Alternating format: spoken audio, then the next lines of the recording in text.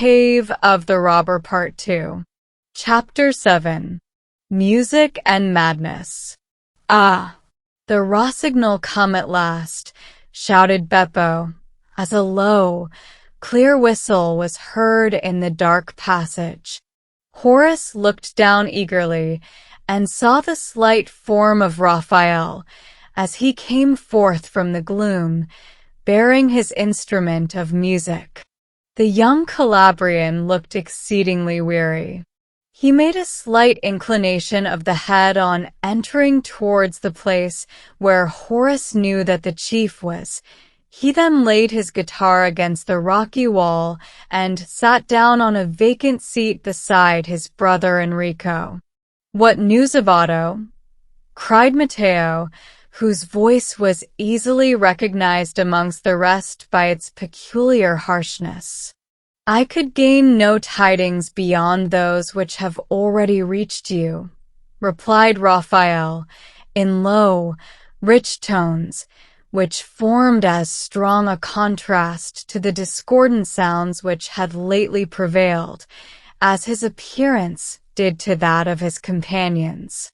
"He was, as you know, conveyed by a strong military escort towards Stytai, thence to be taken to Reggio. He had not been able to communicate with anyone at the inn, access to him being strictly forbidden by the officer in charge." Something that sounded like a curse burst from the lips of Matteo. "And what are your news?" inquired Raphael, with what seemed to Horace a somewhat anxious air. One of the robbers replied with a laugh, "Some good business done today. English travelers are always worth the plucking. It will take you some time with your curing and your caroling to bring in the value of a plaything like this." And he held up the glittering gold chain which had been torn from the neck of Mrs. Cleveland. "Any bloodshed?" inquired Raphael quickly, resting his clenched hand on the table and sternly regarding the last speaker. When a short account of what had occurred was given to him, the improvisatore looked relieved, and Horace instinctively felt that he had a friend in the man whom he had called to his face a low musician, a jailbird, a companion of thieves. Raphael bent towards his brother and whispered some question, to which Enrico replied by glancing up towards the recess occupied by the captive, then heaping food upon a trencher which was before the Rossignol. He bade him eat and drink and refresh himself after his long walk. Raphael shook his head and pushed the trencher away. "If you will not eat, you shall sing," cried Matteo. "Beppo here has a voice which he might have borrowed from a raven, and Marco's is like a muffled drum. We've not had a singer worth listening to since Carlo was shot in the wood." Raphael did not appear much more disposed to sing than to eat, but Matteo spoke like one whose will was a law which few would have dared to oppose, and the musician, albeit reluctantly, laid his hand on the guitar. "Give us the jovial old Spanish drinking song, with the bolero, give it out bold and free," exclaimed Beppo. "I shall choose my own song," replied Raphael coldly, "and sing it in what manner I list." "A madman's theme must be madness," cried the ill-favored robber. "Be it so," answered the Rossignol. "Although I accept not your name, I take the word as my subject. Madness shall be my theme." He struck a few chords with a light, bold hand, and the silvery sound in that fearful place seemed like the tones of an angel's harp. In an instant, all other noise was so completely hushed that Horace could hear distinctly the slow drip of water distilling from the roof of the cave.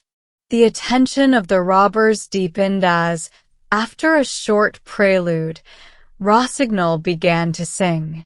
His exquisite voice poured forth in a wild and original air, sometimes rapid and almost gay, but at the close of every verse ending in a minor key, and in tones of such deep pathos that they sounded like a dirge from the dead or a wail for the lost. Horace had often listened to music, but he had never before heard such music as this. In others he had felt sweet song a charm, but in Raphael it was a power.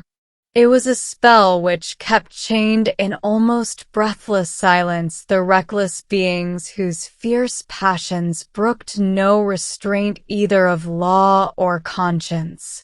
Madness. A wanderer stood by a rapid stream, when a scroll unto him was brought. 'Twas a father's message of love, addressed to one whose childhood his care had blessed. 'Twas an offer of pardon, peace, and rest. But the prodigal whom he sought only flung the scroll from the river's brink, and watched it slowly and slowly sink. Oh, madman, to break love's golden link! On a hill stood a poor wayfaring man, when a parchment to him was given, by which he was proved the rightful heir to all the broad region before him there, the wooded valleys and meadows fair, bounded but by the arch of heaven. But with reckless hand he the parchment tore, and the breezes afar the fragments bore. Oh, madman, that wealth can be thine no more.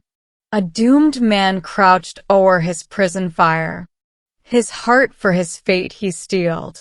Already he heard the castle bell boom drearily forth his dying knell, when his eye on a royal writing fell.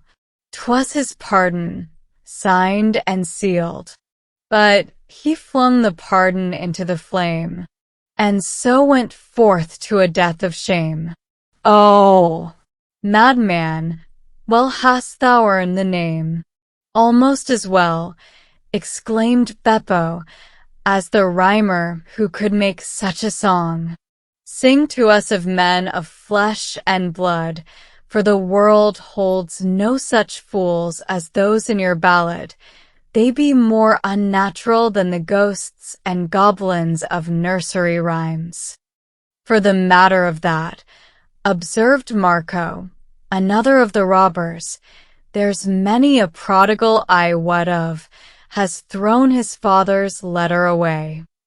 But to tear a deed of inheritance, throw a pardon into the fire, nothing so wild, so improbable was ever yet said or sung. Such mad freaks as those are not played by men even in their dreams. Are you sure of that? Asked the Rossignol, while his fingers, as if unconsciously, wandered over the strings of his guitar. Is the song ended? Said Matteo. Not ended, but you have heard enough, was the answer of the improvisatore. Let's hear it out, cried the chief. Let's hear it out, echoed the bandits. Again rose the rich, full tones, but with deeper emphasis, more thrilling expression. Such madmen amongst us live and dwell. Such madmen amongst us die. A father's message is heard, forgot. A treasure offered, accepted not. Men wildly prefer the demon's lot to freedom and life on high. A king's free pardon, a parent's day. Infinite wealth may be theirs today. Oh, madmen, to cast them all away. The song ceased. There was an instant of deep stillness, and then Beppo flung a tankard at the head of the speaker as his comment on a moral so unwelcome. By a quick movement, Raphael avoided the blow. Enrico glanced fiercely at Beppo. The Rossignol laid his hand on his brother's arm, as if to restrain him from expression of anger, and without taking any other notice of the insult, arose from his seat. The countenances of the banditti, as Horace looked down upon them, would have been a study for a painter. The music had a very different effect upon its various hearers. Beppo's face was flushed with passion, while over that of Marco, a powerful man who sat next to him, gathered a gloomy scowl. A third wore a mocking sneer, a glance that seemed to say that while he admired the music, he cared nothing for the moral of the song. Enrico's expression, after the glance of indignation had passed away, was that of silent misery which he made a vain effort to conceal. The bow might have been drawn at a venture, but in one heart the barbed arrow was rankling. And there stood the Rossignol, calm and intrepid, as one not unconscious of danger, but raised above its fear. Horace looked with wondering curiosity at the man who could dare to sing such a lay in such a place, and marveled what mysterious link could bind his fate with that of ruffians with whom it appeared that he could have no feeling in common. Even as regarded Enrico, when Horace now looked upon the two brothers and contrasted them with each other, he could hardly conceive how he had ever traced a resemblance between them. The noise of the falling tankard clattering on the rocky floor was succeeded by that of the fist of Matteo coming heavily down upon the table, as if in anger. When the chief spoke, however, he made no allusion to the song. That it had offended him could only be gathered from the increased savageness of his tone. "It is time to disperse. Mountain wolves, away to your dens." The command was instantly obeyed. For a few moments, noise and uproar prevailed, and as the wild band scattered in various directions, torches flashed hither and thither in the hot, murky air. Horace watched the retreating form of Beppo, as the light which he carried showed a deeper recess of the cave than he had been able to see before, with glistening stalactites hanging from the roof, and when he turned to look for the Rossignol, found that he had disappeared from his view. Remembering that Raphael was to share his own rocky chamber, Horace awaited his coming with interest and impatience. There was a step on the rough stair, if such that might be called, that seemed framed by nature and not by man, which led to the upper recess, and someone entered, but in the darkness Horace knew not whether it were Raphael or Enrico. The comber threw himself down on a heap of leaves not far from Horace, and either imagining the captive to be asleep, or, as was more probable, forgetting his presence altogether, gave a heavy groan as if in pain. That sound assuredly did not come from the Rossignol's lips. Horace lay for some time perfectly still, listening to the drip-drip of water and the deep sighs of his unseen companion, and awaiting the coming of Raphael, till, weary as he was, sleep overcame the young captive. Chapter 8. A Dash for Freedom. The summer morning had dawned, and though no direct ray could ever enter the inner cave, Horace could see the reflection of pure rosy light tinging the rugged stone, hundreds of feet above him, through a cleft in the rocky roof, which appeared as if it had been rent asunder by the shock of an earthquake.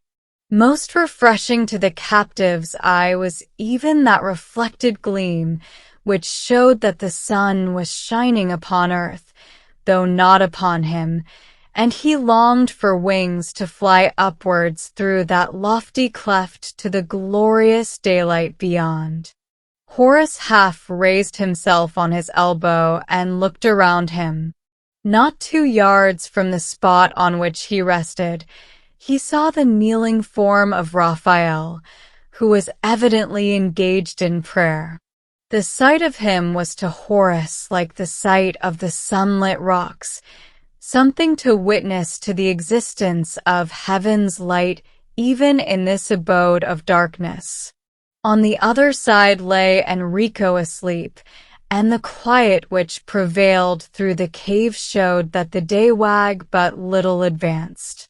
After a brief space of time, Raphael arose from his knees, and, turning towards Horace, perceived by the dim light that the captive was awake.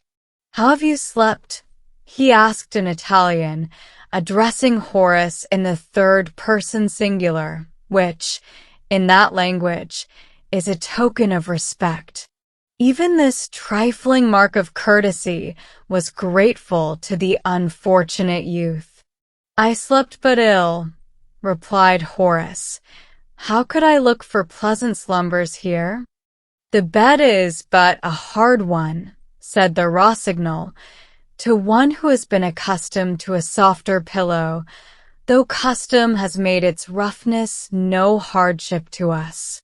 Yonder, where the water drips, nature has formed a simple basin where you may find refreshment in bathing your weary limbs." Horace attempted to rise, but the clambering of the previous night had made his fetters gall him so severely that every movement was pain. Raphael saw his distress. "I know too well what it is to wear such anklets," said he. "Can you not free me from them?" exclaimed Horace. The Rossignol shook his head. "I cannot free you from them," he said, "but I can render their effects less painful," and he drew from a little hole in the side of the rock some lint and ointment, which, kneeling down, he at once began to apply to the captive's swollen ankles. The touch of his hand was gentle as a woman's, and Horace felt grateful for the relief imparted. "I regret that I spoke of you as I did yesterday," said the youth, remembering his insulting manner and the words at the door of the inn. "It is not at once that we know either our friends or our foes," replied Raphael. "But you will be my friend, I know it. I can trust you," exclaimed Horace, an eager hope arising in his heart, and, speaking in English in a low, rapid tone, he offered the Italian a large reward, 1,000 ducats, 2, 3, if he would aid him in effecting his escape, and so restore him to freedom and safety. Raphael knitted his brows and shook his head sadly in reply. "It would be a noble deed. It would be to rescue a fellow creature from danger." "And to deliver my only brother to death," interrupted Raphael, pointing to the sleeper at his side. "Matteo would never. Matteo has vowed that Enrico shall answer for your safe keeping with his life. Matteo never breaks such a vow," said Raphael, speaking in imperfect English. "But he cannot be such a ruffian as to murder his own follower," pursued Horace, who was unwilling to let go his only hope of escape. "He would do it, nor would it be for the first time," said Raphael, his face darkening with some recollection of horror. "It was not by the hand of soldier or executioner that Carlo perished in the wood." Horace felt the blood run cold in his veins, yet his intense desire for freedom made him once more return to the subject. "If Matteo be so merciless," he said, "how dared you provoke his anger last night?" "I had my message to give, and I gave it," replied the improvisatore. "He who builds on the brink of a volcano does so with the knowledge that the lava may one day overflow. Yet do I stand on vantage ground, and Matteo would bear from me what he would bear from no one beside." "Why so?" inquired young Cleveland. "He has an old wound in his thigh, which, having been imperfectly healed, has broken out afresh. Having gained, when I was very young, some slight knowledge of surgery from my grandfather, I am able to afford him such aid as the chief would be loath to lose. Besides," continued Raphael, "Matteo has a passionate love for melody, the one softening quality yet left him, and words are endured when clothed in music which, without it, would be perilous in the utterance. I must now depart. The band usually pursue their work at dusk, but mine requires the daylight." Raphael now spoke in his native tongue, being so little conversant with English that he was obliged, when using that language, to interpolate many words from his own. "Do not leave me," exclaimed Horace, who already looked upon the Rossignol as his only earthly protector. "There is a villager sick, perhaps dying, whom I must see, and others who must not vainly expect me. I will, please heaven, return before dark, and will, ere I go, bring you food to supply the wants of the day." So saying, Raphael with a light step descended the rude steps which led to the body of the cave, and soon returned with a plentiful supply of better fare than Horace would have expected to find in such a place.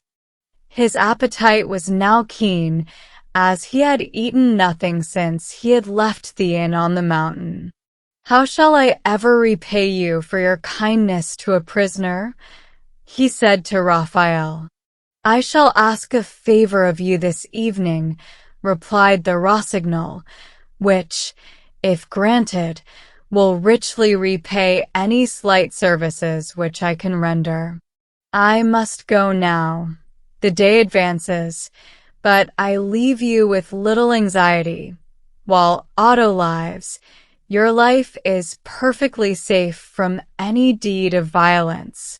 Annoyance or insult you may have to endure, but a brave youth, as I doubt not that you are, can endure hardness like a good soldier of the cross." The last words, and the glance which accompanied them, acted on the spirit of Horace like the sound of a trumpet. Refreshed by his morning ablutions and the food of which he had partaken, not only the youth's bodily frame felt invigorated, but his mind rebounded from its late depression with all the elasticity of hope. There were 1,000 chances, Horace thought, in his favor. His mother would succeed in her efforts to effect his exchange with the bandit son, or the government would be roused to send an overwhelming force to crush the robbers. Even failing this, Matteo himself might be bribed to release his captive, or Raphael, moved by generous compassion, aid him to effect his escape. But why should he wait for Raphael?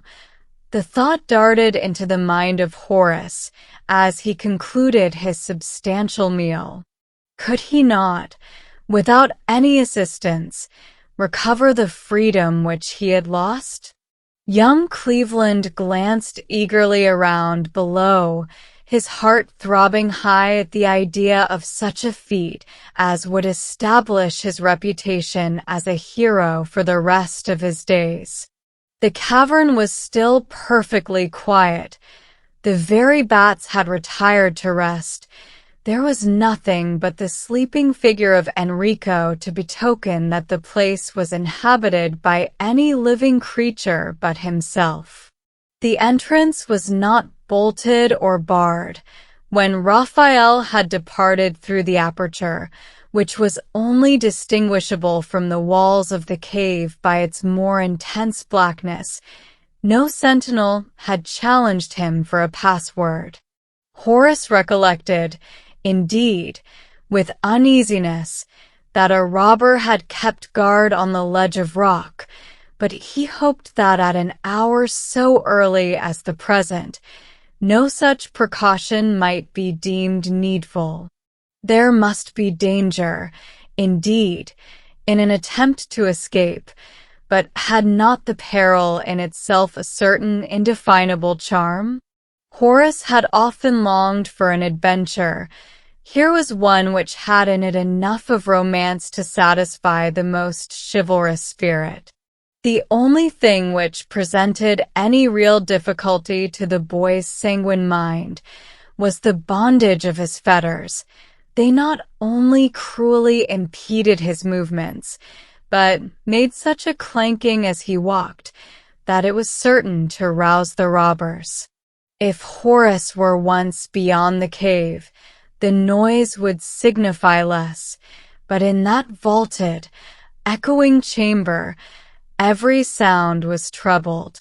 As his only resource, the youth half reclined on the rock and holding up the chain with one hand, so that the iron should not touch the stone, with the other, he helped to propel himself along in a slow and most uncomfortable manner.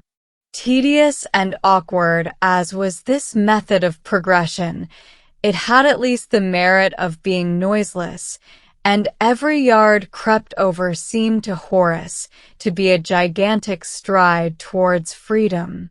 But, oh, how distant seemed that yawning chasm through which the fugitive must make his way. How often he stopped in breathless anxiety to listen for sounds of pursuit. At length the nearer end of the rocky passage was gained, and still perfect quiet reigned around. After their midnight revel, the bandits' slumbers were heavy and long. Horace had not crept far through the passage when the increasing light and the freshening air told of his approach to the outer world. He was so eager and impatient to reach it that the crouching position and slow progress to which he was confined became almost intolerably irksome. Horace had a vivid recollection of Enrico's threat, and the idea of being struck down like a rat in its hole, or shot in the back, without the possibility of flight or resistance, increased the intensity of his desire to get beyond the perilous passage. Horace reached the outer cave, which was light in comparison to that which he had quitted, though the entrance was much overgrown with plants. It opened upon the radiant east, and vivid though broken rays of sunshine were streaking with bright lines the rugged pavement and walls. "Oh, blessed sunlight!" exclaimed the prisoner with transport, as, pushing the mantling foliage aside, he made his way into the open air and sprang to his feet, feeling in the action as though he already were almost free. Bright was the morning, splendid the view which the rocky platform without the cave commanded. An ocean of waving forests spread downwards, almond, olive, and palm, with a thick growth of underwood between, a wilderness of foliage, a labyrinth of wood, clothing the mountainside, more than halfway up which the robber's den was situated. Horace had, however, no time now to indulge in admiration, or even to enjoy the sensation caused by the delicious air, and the knowledge that one great difficulty had been surmounted, he began at once to search anxiously for a downward path. The platform in front of the cave could only be quitted by descending such a rough, precipitous wall of rock that a false step must have been fraught danger. Horace, 12 hours before, might have gone down rapidly enough, but what was practicable to unfettered limbs was utterly impracticable to him now. "I should but break a limb by attempting to get down," exclaimed the almost despairing youth, after surveying again and again the rugged steep. "I cannot conceive how I ever mounted these rocks. Enrico dragged me up by sheer strength, or even his benevolent hint as to the quickening power of Matteo's stiletto would never have enabled me to climb. And even were I unshackled, and able to spring from rock to rock, by what clue could I find my way through that dense woodland before me? It shuts me in as effectually as bars and bolts could do. Oh, misery!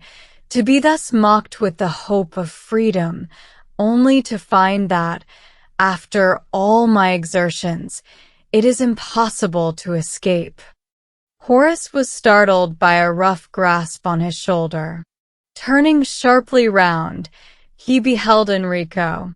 "So you thought to give us the slip," exclaimed the bandit, significantly pointing to a pistol he carried in his belt. "Think you that if there had been a chance of our bird's escaping, we should not have clipped his wings more closely?" "Oh, Enrico!" exclaimed Horace with passionate earnestness. "You can help me. You can set me free. A file would be worth its weight in gold. Strike off my fetters, guide me through the wood, and the richest reward." "Name it again, and I'll strike you dead," cried Enrico, his sallow countenance assuming almost a livid hue. "You are miserable here. Your life is." Enrico gnashed his teeth with passion.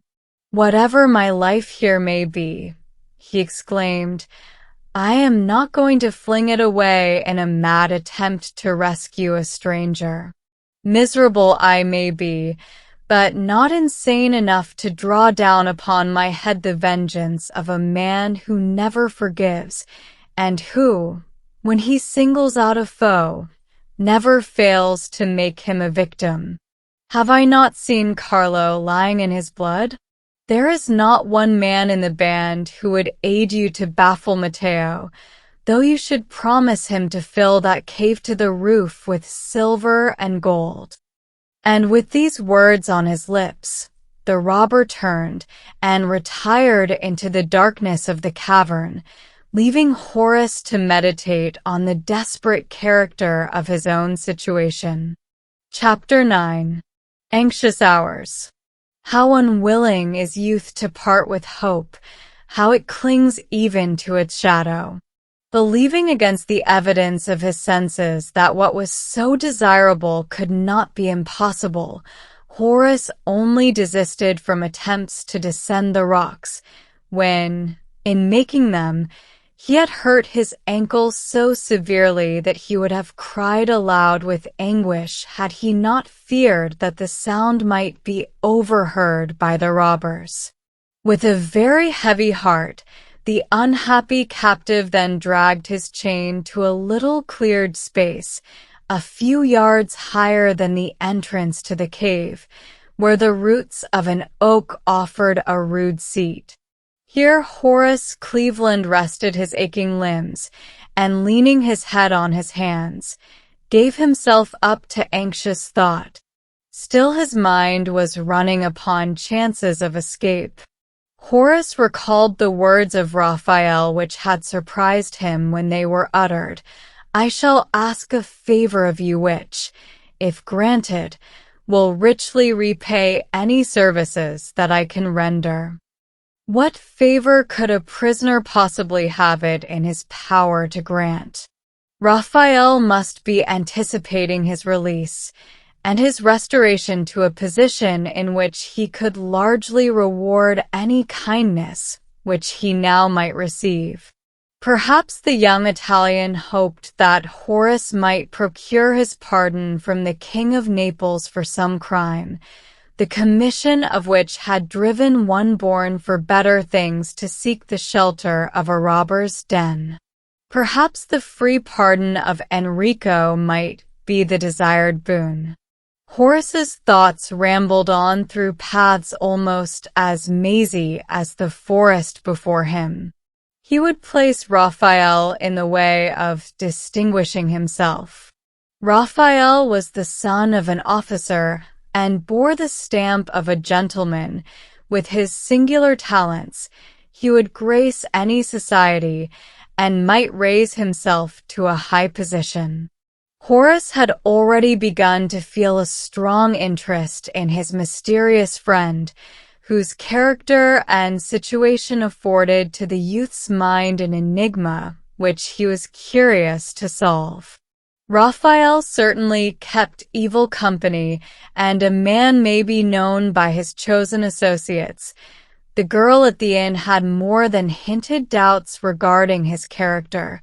The Rossignol had himself confessed that he had once worn shackles, which confirmed Giuseppina's report that he had known the inside of a prison. But, on the other hand, Horace recalled the song of Raphael. He remembered how his presence, like that of some being of higher and purer nature, had checked the foul flood of vile conversation which had flowed amongst the banditti, and how in the dim twilight he on that morning had seen the young Italian kneeling in prayer. That last recollection raised in the bosom of Horace a feeling of self-reproach. Except a few instinctive ejaculations, which could hardly be called prayers, since his capture, he had neglected the duty of devotion. He had been so much taken up with his own hopes and fears, his difficulties and dangers. So great had been his eagerness to escape, and the excitement caused by the strange scenes passing around him, that Horace had not bent his knee in prayer, as he had been accustomed from childhood to do. And yet, never through the course of his life had Horace had greater need of divine protection. He had tried all earthly means for his deliverance, and all having failed, nothing remained for the prisoner but to turn unto him in whose hands are the issues of life and death. Under the spreading branches of the oak, in the stillness of that wild and desolate spot, the young captive knelt down and prayed. Horace prayed for his mother, for himself, more for rescue from earthly trials than for grace and strength to endure them, for the youth was yet ignorant of human weakness and of the objects for which affliction is sent to the sons of men. See the heretic at his beads, exclaimed the mocking voice of Beppo, who, with 2 or 3 of his companions, had sauntered lazily forth into the sunshine. Horace was on his feet in a moment, ashamed, strange cause for shame, at having been discovered by these men in the act of prayer. The scornful laugh of the robbers brought the blood to his cheek. The banditti had merely come out of the cave to sun themselves in the morning beams, and enjoy in the open air the dolce far niente of which the Italians are so fond. They stretched themselves on the ground in front of their den, and the better to beguile the time, amused themselves by asking the young stranger a number of questions regarding his country, its customs, its people, its ruler, making their comments upon his replies in a half-jocular, half-insulting manner, which sorely tried his patience. Common sense, however, showed Horace that there was little to be gained by quarreling with men who held his life in their hands, and that it was better to bear an insulting jest than to try whether the robbers' stilettos had keener edge than their wit. Partly to change the current of conversation, and partly to gain information on a subject that interested him, Horace suddenly asked Beppo where the rossignol had learned the song which he had sung on the preceding night. "Whoever asked where the nightingale learns its lay?" answered the robber, whose face looked even more repulsive when seen by the clear light of day than it had done by torch gleam. And yet notes of his sort suit our wild haunts so ill, that I trow that he learned it in his cage. "He has been in prison, then?" asked Horace. "Oh, he, like most of us, has known what it is to lodge free, gratis, and for nothing at the expense of our gracious King Francis," laughed Beppo, "and has found the bedchamber none of the airiest, and the royal fare none of the daintiest." "And for what offense?" began Horace. But Enrico, who had joined the party, fiercely cut his questioning short. "There be ways of shackling tongues as well as limbs," he exclaimed, resting his right hand on the butt of his pistol and glaring at young Cleveland as if he had touched a wound. Horace made no attempt to pursue the conversation so rudely interrupted. The banditti began to amuse themselves with dirty cards, gambling away their ill-earned spoils, and Horace, as he sat watching them in silent disgust from under his tree, saw many things that had belonged to himself and his mother staked and lost in play. Then came the noonday meal of macaroni and the peculiar fruit of the cactus, which was eaten in the open air and of which the prisoner, with a rude hospitality, was invited by the robbers to partake. The day had now become oppressively hot, and the banditti, after the fashion of their country, stretched themselves on the ground to enjoy their afternoon siesta. Horace did not sleep, even had he been in the habit of conforming to this Italian custom. He would now have felt too restless and anxious to do so. In a half-recumbent position, he remained listening to the loud, monotonous noise of the cicala, a kind of beetle that all day long fills the air with its harsh grating sound, and watching the lizards as with quick motion, their lithe, slender forms glanced in and out of holes in the rock.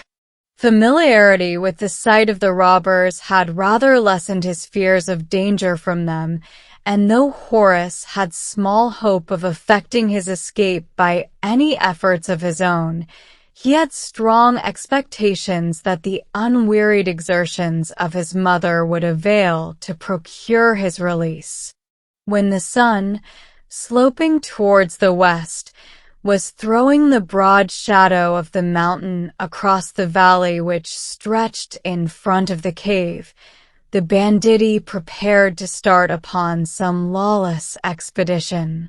The day of listless indolence and reckless gambling was probably to be succeeded by an evening of crime. Horace was well pleased to find that Matteo had no intention of dragging his captive with him into the woods. The youth had exchanged no word with the chief on that day, but before the robber quitted his mountain haunt, he strode up to Horace and addressed him with an expression of savage determination upon his hard features that was calculated to inspire more fear than the tenor of his words. "I need hardly command you," boy, not to stir beyond this platform of rock, as, even were you unfettered, it would be impossible for you to find your way through yon forest without a guide. It may be as well, however, to remind you that these woods are our familiar haunts, that watch is kept there by night and by day, and that a network surrounds you there which you would feel before you saw it. Were you detected in any insane attempt to break through the toils, short and sharp would be the means taken to curb your restless humor. You are not the first prisoner whom I have kept for ransom, and I have found a little iron in the foot a more effectual restraint than a great weight of iron around it. I joined in Beppo, who had overheard the threat. The procurator of Garda will go halting for the rest of his life, as a token that he passed one night in the den of the wolf, and tried to make his escape in the morning. Chapter 10.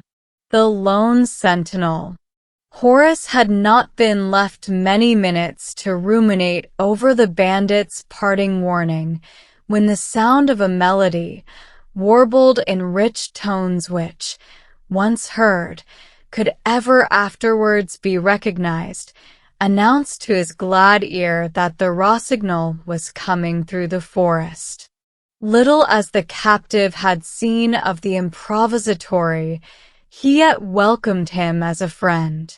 "I have been impatient for your return," Horace exclaimed, as soon as Raphael emerged from the trees. "Have you heard any tidings from Subtitle? Can you give me any news of my mother?" Raphael made a sign in the negative as he advanced to the foot of the rocky ascent. Horace leaned over the rough parapet and said in English, "Could you not contrive to bear a note or a message from me to my mother?" "Matteo made me give my word of honor that I would not do so," replied Raphael. "Had he not bound me by that which he knows that I never break, he would have detained me in his fastness here, almost as close a prisoner as yourself." With the agility of a chamois, the young Italian now ascended the rocks to gain the platform in front of the cave, unimpeded by his instrument, which he carried slung behind him. His first glance, on reaching the spot where Horace awaited him, was directed towards the fettered ankles of the captive. "You have been attempting to escape," he said quickly. "Is it a crime in your eyes to make an effort for freedom?" asked the prisoner. "In your case it is useless. Utterly useless. Worse than useless," said Raphael with earnestness. "I know better than you can know. In how close a clutch you are held. I see, as you cannot see, the pitfalls surrounding you here." "But what can I do?" exclaimed Horace impatiently, chafing under the sense of bondage like a caged lion. "Trust in God," was the reply, and these 3 words, uttered with the manly simplicity of one who in himself had proved their power, dispelled in the mind of Horace every lingering doubt and suspicion as regarded the character of Raphael. Wonderingly, he resolved the mystery of the connection of a man of no ordinary earnestness of devotion with the lowest and worst of his race. As little would Horace have expected to find the rich blossoms of the passion flower twining round a cluster of poisonous fungi, or a jewel glittering on some heap of corruption, as a firm, decided Christian man in a den of robbers and thieves. How could a raindrop retain its purity when mixed with the stagnant waters of a pool? How could the spark of faith still live with so fierce a storm of temptation around it? While Horace was reflecting on his strange companion, Raphael, laying aside his guitar, had entered the cave. He soon returned, bearing with him such liniment as he had used in the morning to relieve the pain caused to the captive by the chafing of his fetters. Raphael then knelt down upon the rock and applied this simple remedy.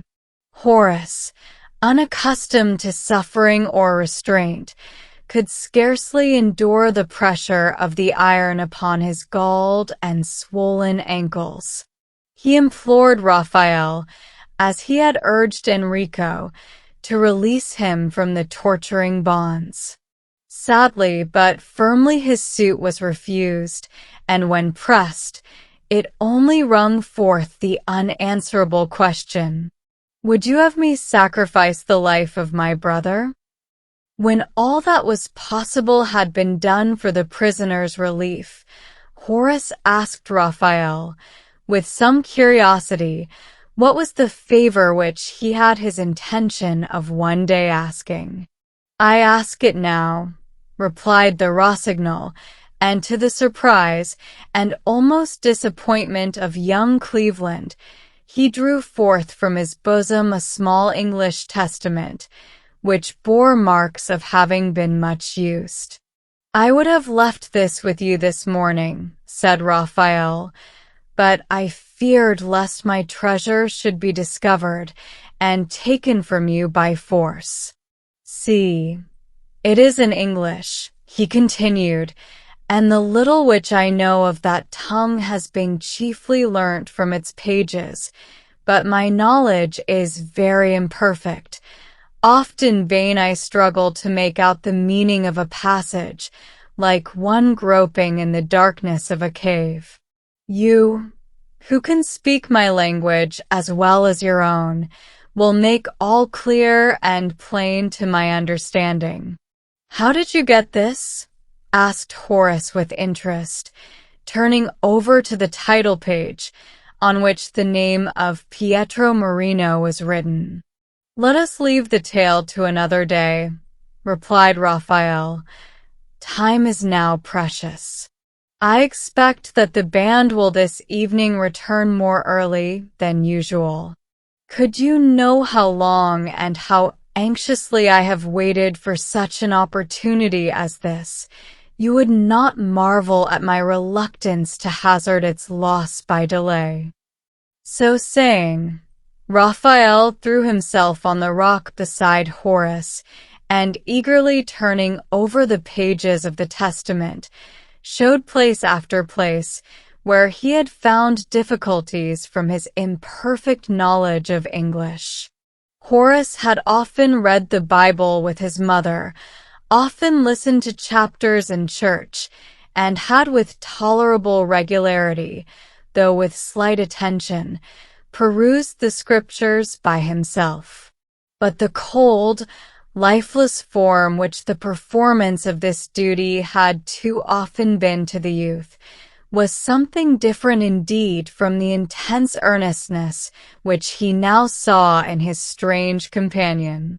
It was evident that to Raphael, religion was a living reality, something that engaged all the powers of his mind as well as all the affections of his soul. The Bible was to him as the Father's letter, treasured in the bosom of the Son, as the charter by which he held all his dearest hopes, as the pardon signed and sealed, granted to the prisoner by the grace of his King. The Rossignol and Horace read together as long as the daylight lasted, and when that failed they returned to the cave, and pursued their occupation by the gleam of the tapers which were lighted in front of the Virgin's shrine. Horace was well versed in scripture history, but he had only a very superficial knowledge of the epistles of St. Paul. The glowing, fervent spirit of devotion breathing through them had found no response in his heart.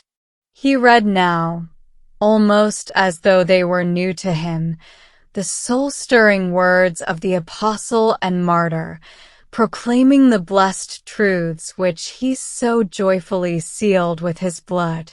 Watch ye, stand fast in the faith, quit you like men, be strong.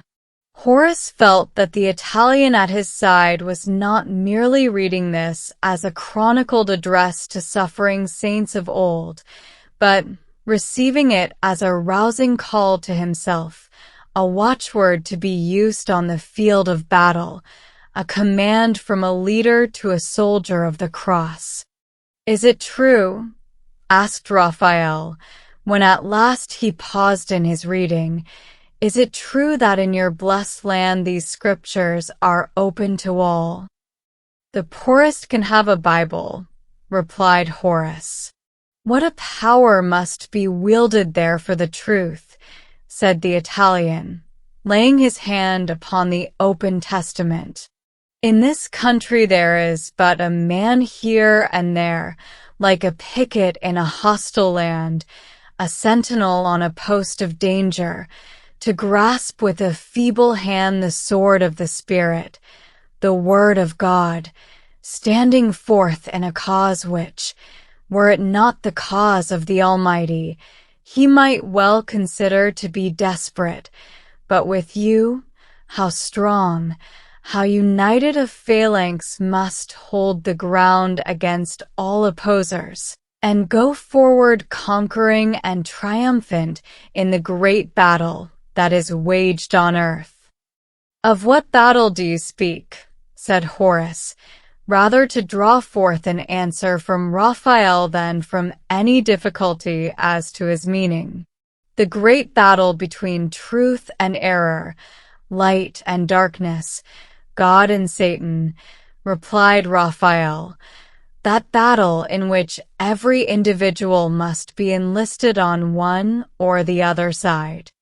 Not necessarily to take any very active part," observed Horace, who felt as regarded himself there had been little interest and certainly no great effort in the strife.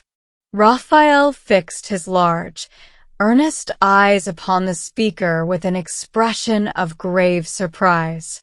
"In the world's warfare," said he, "what do we esteem a soldier who shrinks from taking his part in the struggle, who obeys not his leader, who deserts his banner at a period of danger?" "We esteem him a coward," replied Horace. "And if he takes part with the enemy?" "He has the name and deserves the fate of a traitor."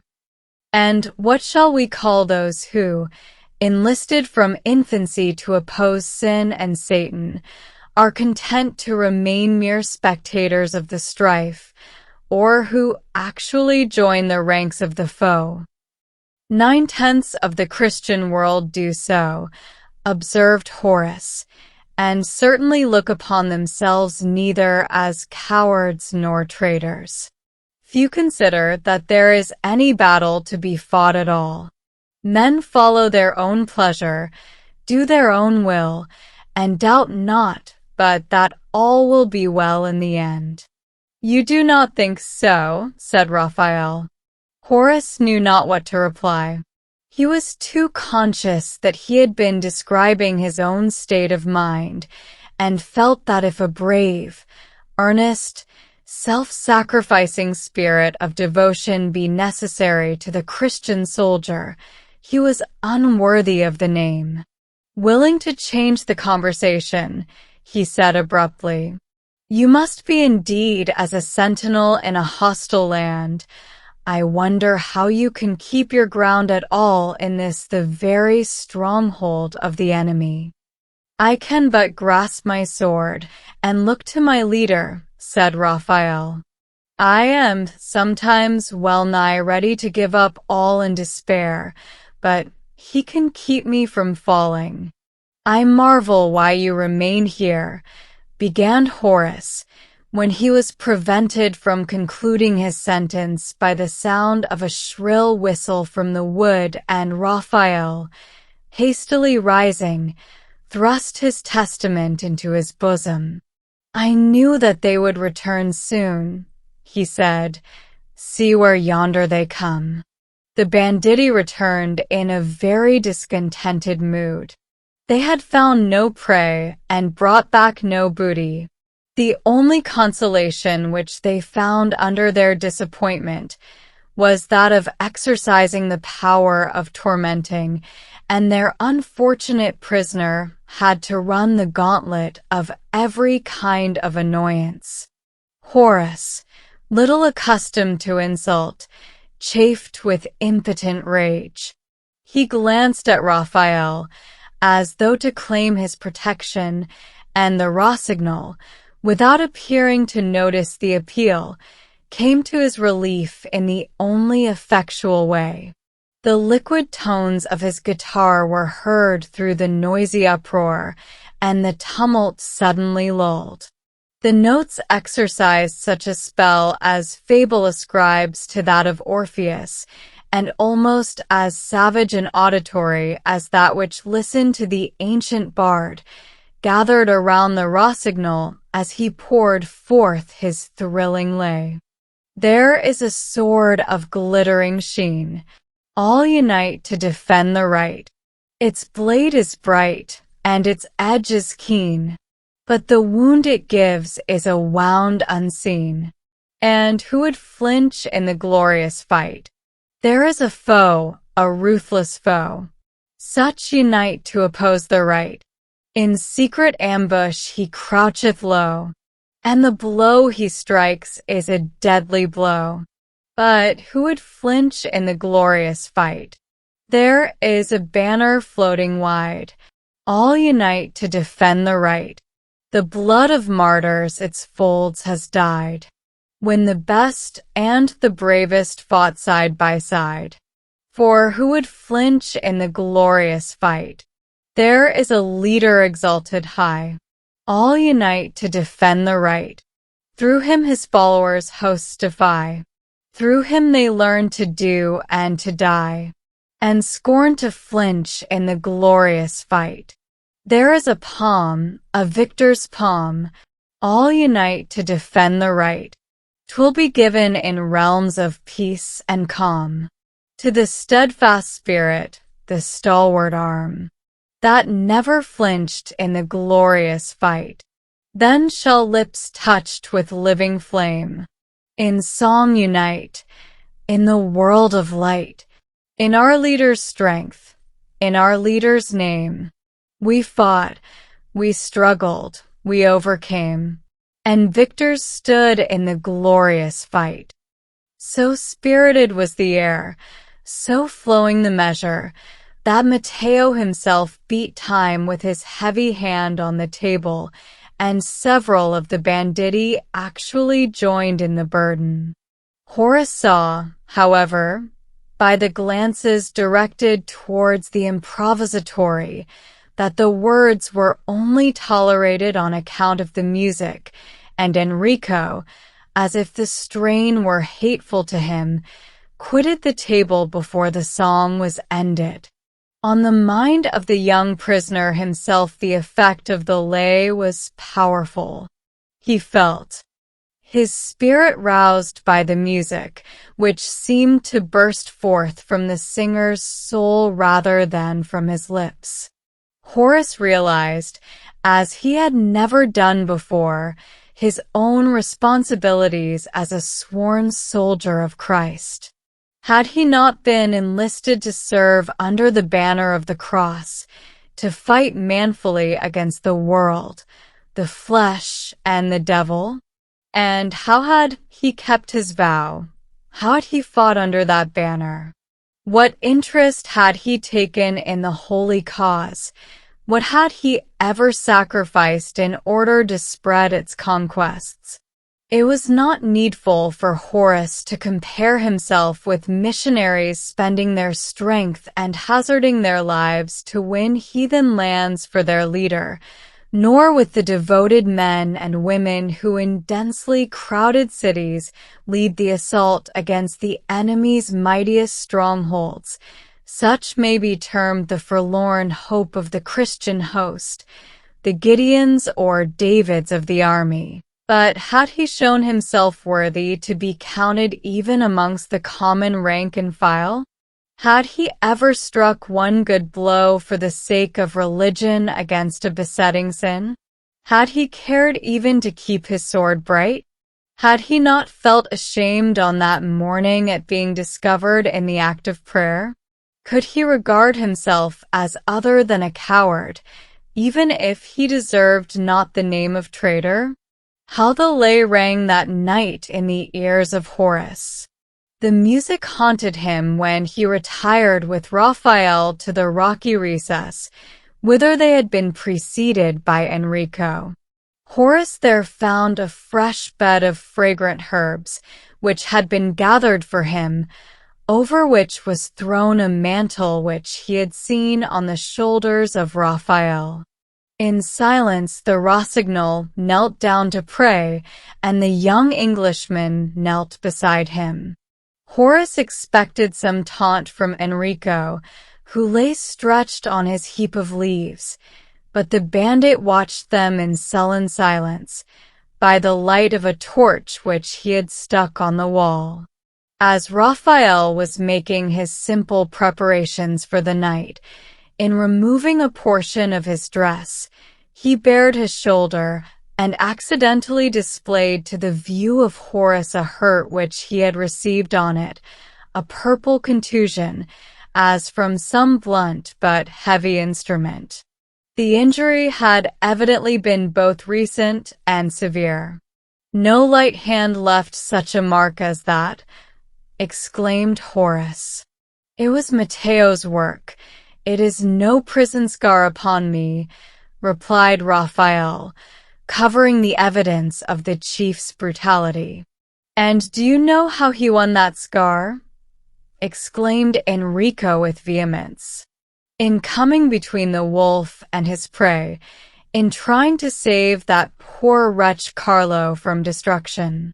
His attempt was in vain. All that he does is in vain. The hand that left that mark will fall more heavily upon him one day." It was long ere Horace could sleep.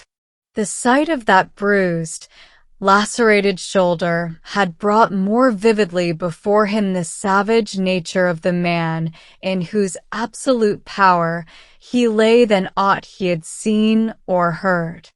Raphael must indeed, thought the captive, be as a sentinel on a post of danger, as a soldier isolated from his comrades in an enemy's land.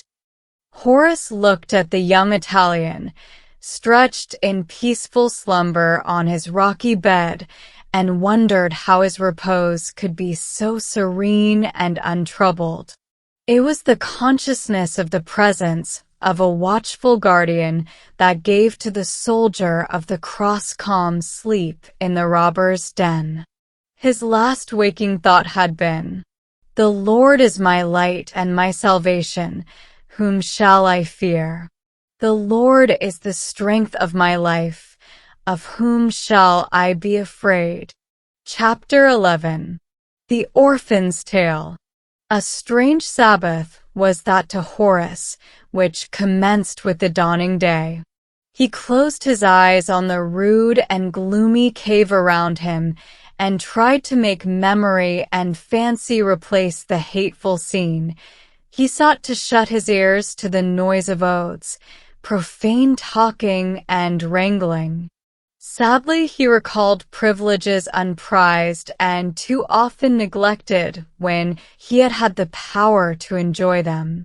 He had frequently been weary of the quiet monotony of the holy day, desiring more active amusements, more exciting pursuits, and now remembered the peaceful Sabbaths in his home almost as though they had been spent in paradise, and sighed when the doubt presented itself whether he would ever be permitted to know such Sundays again.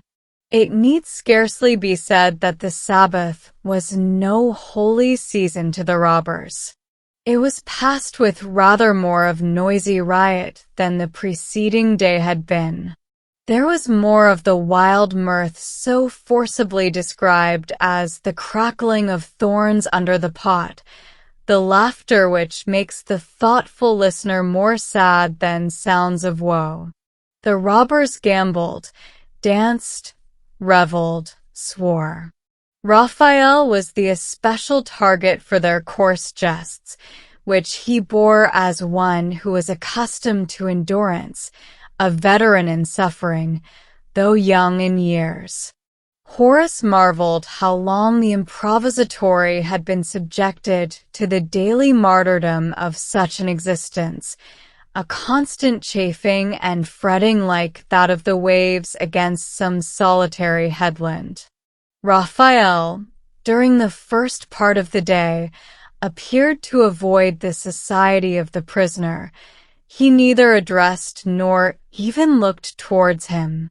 It seemed to Horace that the young Italian did not wish his comrades to see that there was any community of thought or sympathy between them, and Horace felt that to have been recognized as the friend of the Rossignol would have increased the difficulties of his own position.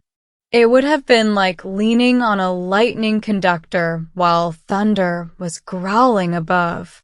When gambling had succeeded to more noisy revels, the improvisatory approached Enrico, who was seated amid a group of his rude companions outside the cave. Horace, from his favorite seat under the oak, where he enjoyed comparative seclusion, watched with interest the movements of the brothers, though he could not overhear their conversation. Raphael laid his hand on Enrico's shoulder, stooped down, and whispered something in his ear. Enrico, who had a dice box in his hand, frowned and shook his head with a gesture of impatience. Again there was a low whisper, and the robbers around burst into mocking laughter.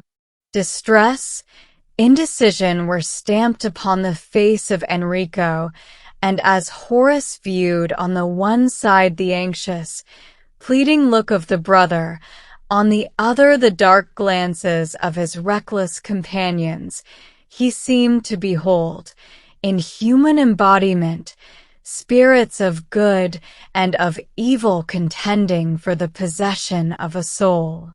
This time the good appeared to gain the mastery, for Enrico, suddenly flinging dice and dice box on the ground, sprang to his feet and followed his brother down the rocks into the forest, in whose recesses they were soon lost to view. They were absent for more than an hour, and on their return Enrico looked sadder and more subdued. With folded arms and downcast eyes, he emerged from the shadow of the trees. Horace suspected that the interview had had some relation to himself, for Enrico, after mounting to the rocky platform, stood for some moments before his prisoner, surveying him with a fixed and inquiring gaze. Then, as if answering some question to himself, he shook his head and turned sadly away.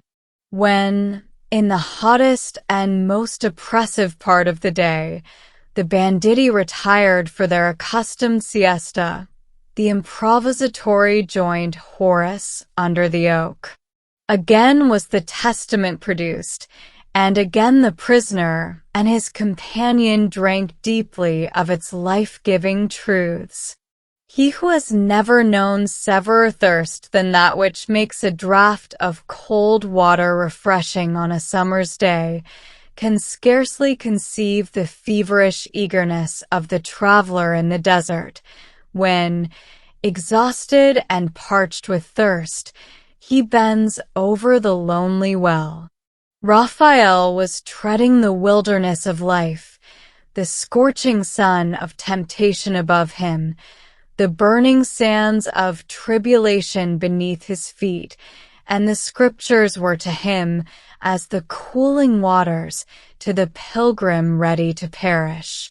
"I wish," said Horace, when at length there was a pause in the reading, that you would tell me how you ever came to lead this strange life amongst robbers, and what induces you, unfettered as you are, to remain in this horrible place.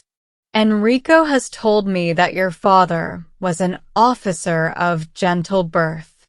How came the sons of such a man to dwell in the haunts of banditti?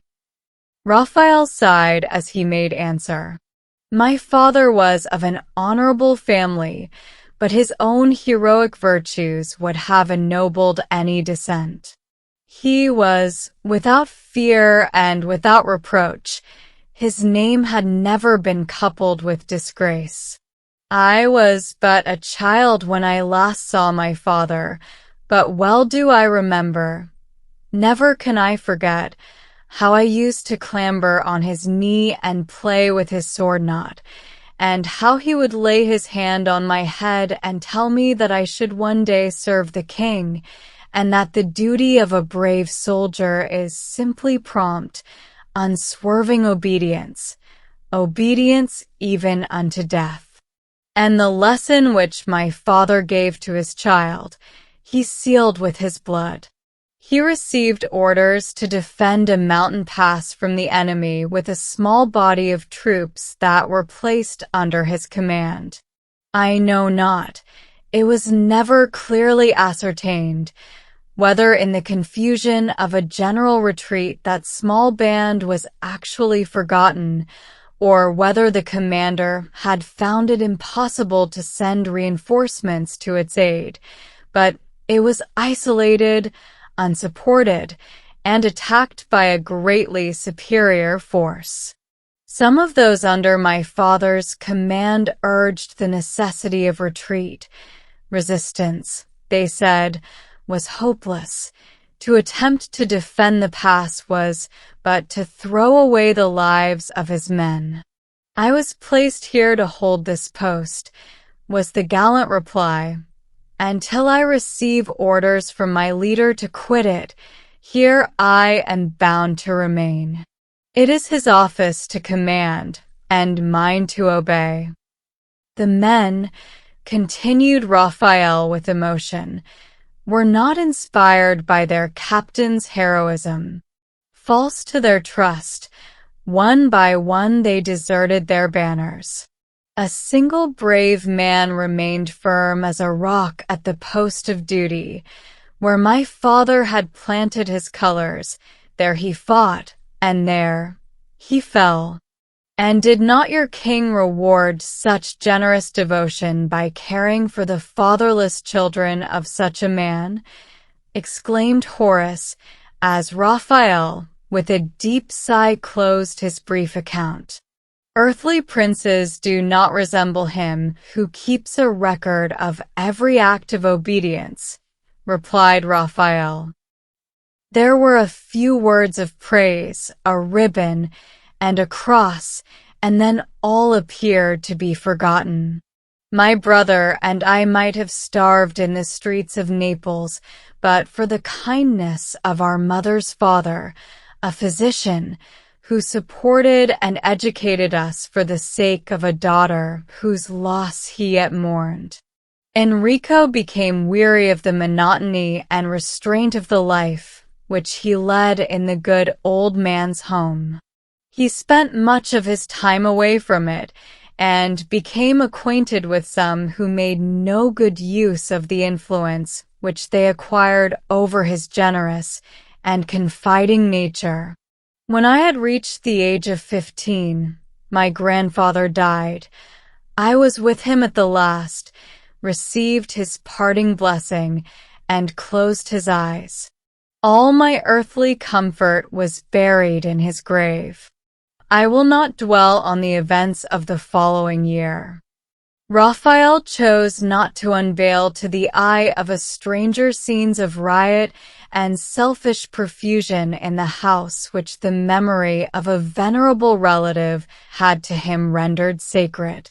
He would not relate how Enrico had recklessly squandered his young brother's inheritance as well as his own, exposing the orphan left to his guidance to the contamination of such society as might have ruined his soul as well as his fortunes.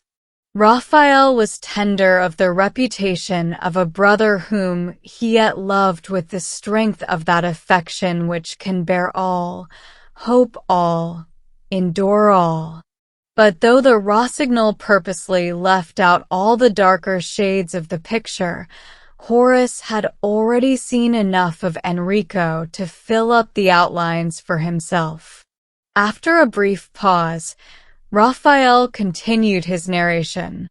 I was sleeping one night in my chamber when I was startled from slumber by the sudden entrance of my brother. It was the hour before dawn, when darkness is deepest. I could not see his face, but I was alarmed by the grasp of his icy hand and the strange, altered tone of his voice. Raphael, he exclaimed, we must fly. I am a ruined man. The bloodhounds are already on my track. I found afterwards that my unfortunate brother had been mixed up in a night brawl, in which a man of high rank had been killed, and that Enrico was suspected, falsely suspected. Raphael laid strong emphasis on the word, of having dealt the fatal blow. Enrico had no means of proving his innocence. He had little money left and no friends. He had been the victim of men more unscrupulous and reckless than himself, who were willing to screen their own guilt by sacrificing their dupe. Why should I dwell on a painful theme? Before morning we fled from Naples. Pursued by the ministers of the law, Enrico took refuge in these mountains of Calabria and, driven to desperation, in an evil hour joined himself to a band of outlaws.